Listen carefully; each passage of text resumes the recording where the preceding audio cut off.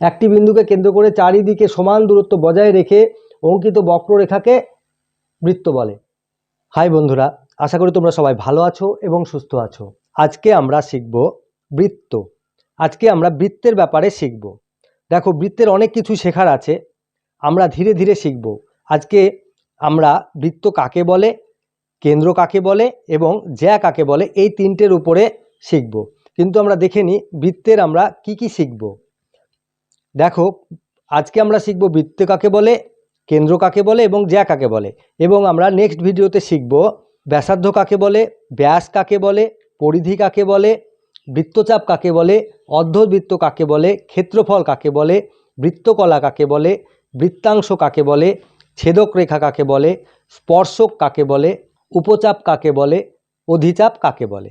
এইগুলো আমরা শিখব।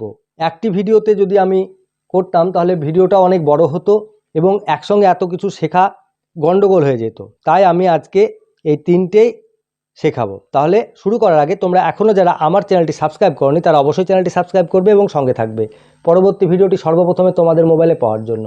এবং অলরেডি যারা সাবস্ক্রাইব করে রেখেছো তাদের অসংখ্য ধন্যবাদ। তো বন্ধুরা, আমার ভিডিওটি যদি তোমাদের ভালো লাগে তাহলে অবশ্যই একটি লাইক, কমেন্ট এবং শেয়ার করবে। তাহলে চলো শুরু করা যাক।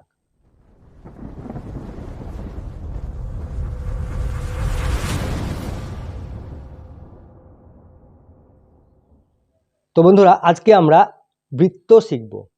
বৃত্ত কাকে বলে, বৃত্তের কেন্দ্র কি এবং জ্যা কাকে বলে, এই তিনটেই আজকে আমরা শিখব। দেখো, আমি বৃত্ত প্রথমেই এঁকে রেখেছি। এবারে আমরা দেখব বৃত্ত কাকে বলে।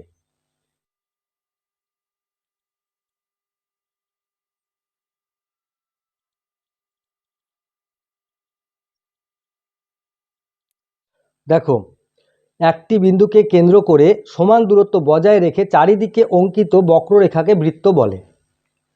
একটি বিন্দুকে কেন্দ্র করে চারিদিকে সমান দূরত্ব বজায় রেখে অঙ্কিত বক্ররেখাকে বৃত্ত বলে।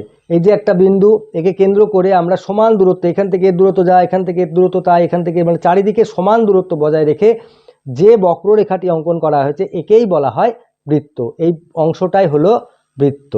বোঝা গেল? তাহলে বৃত্ত কাকে বলে?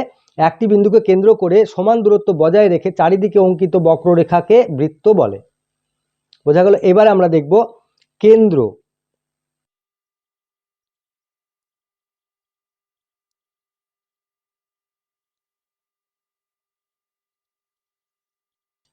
দেখো, কেন্দ্র যে বিন্দুকে নির্দিষ্ট করে বৃত্ত আঁকা হয় তাকে বৃত্তের কেন্দ্র বলে। যে বিন্দুকে নির্দিষ্ট করে, মানে এই যে বিন্দু, এই বিন্দুকে নির্দিষ্ট করে এই বৃত্তটা অঙ্কন করা হয়েছে, এই যে বিন্দু, এই বিন্দুকেই কেন্দ্র বলে। এই বৃত্তের ও কেন্দ্রবিন্দু। বোঝা গেল? তাহলে যে বিন্দুকে কেন্দ্র করে বৃত্ত অঙ্কন করা হয় তাকে বৃত্তের কেন্দ্র বলে। এবারে আমরা দেখব জ্যা।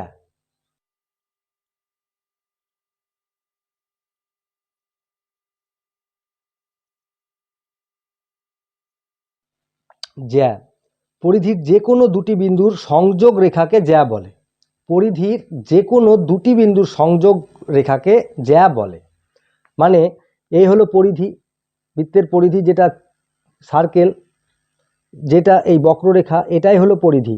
এবার কি বলছে যে দুটি বিন্দুর সংযোগ, এখানে একটা বিন্দু মনে করো আর মনে করো এখানে একটা বিন্দু, পরিধির মধ্যে বিন্দুটা হতে হবে এই বিন্দু আর এই বিন্দু, এই দুটো বিন্দুর সংযোগ রেখাকেই বলা হয় জ্যা।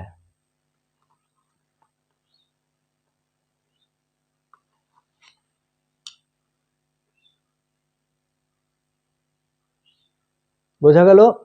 দেখো, পরিধির যে কোনো দুটি বিন্দুর সংযোগ রেখাকে জ্যা বলে। এই হলো পরিধি, পরিধির দুটো বিন্দু নিলাম, এখানে একটা বিন্দু, এই বিন্দু দুটোকে একটা সরল রেখা দ্বারা মিলিয়ে দিলাম, সংযোগ করে দিলাম। এই যে সংযোগ রেখা, এই সংযোগ রেখাকে বলা হয় জ্যা। যে কোনো দিক দিয়ে যেতে পারে, এদিক দিয়ে যেতে পারে, কিন্তু এই রেখা কখনোই পরিধির পার হবে না। পরিধির এখান থেকে এখানে, যদি আমি এখানে একটা বিন্দু দিই, এখানে একটা বিন্দু দেবো, মিলিয়ে দেবো, মানে যেখানেই হোক পরিধির ভেতরে থাকতে হবে। বোঝা গেল? এই হলো জ্যা। তাহলে আমরা আজকে কি শিখলাম? বৃত্ত কাকে বলে, কেন্দ্র কাকে বলে, জ্যা কাকে বলে, বৃত্ত কাকে বলে? একটি বিন্দুকে কেন্দ্র করে সমান দূরত্ব বজায় রেখে চারিদিকে অঙ্কিত বক্ররেখাকে বৃত্ত বলে। একটি বিন্দুকে কেন্দ্র করে চারিদিকে সমান দূরত্ব বজায় রেখে অঙ্কিত বক্ররেখাকে বৃত্ত বলে। ক্লিয়ার? কেন্দ্র, যে বিন্দুকে নির্দিষ্ট করে বৃত্ত আঁকা হয় তাকে বৃত্তের কেন্দ্র বলে। যে বিন্দুকে কেন্দ্র করে বৃত্ত অঙ্কন করা হয় এই নির্দিষ্ট বিন্দুকেই বৃত্তের কেন্দ্র বলে। ঠিক আছে, এবারে জ্যাটা দেখি। পরিধির যে কোনো দুটি বিন্দুর সংযোগ রেখাকে জ্যা বলে। পরিধির দুটো বিন্দুর সংযোগ রেখাকে জ্যা বলে। যে কোনো বিন্দুর, পরিধির যে কোনো দুটি বিন্দুর সংযোগ রেখাকে জ্যা বলে। তাহলে বন্ধুরা আশা করি তোমরা বুঝে গেছো। তাহলে এগুলো মন দিয়ে প্র্যাকটিস করবে, যত প্র্যাকটিস করবে তত শিখবে। ভালো থাকবে, সুস্থ থাকবে। আজ তাহলে আসি, টাটা।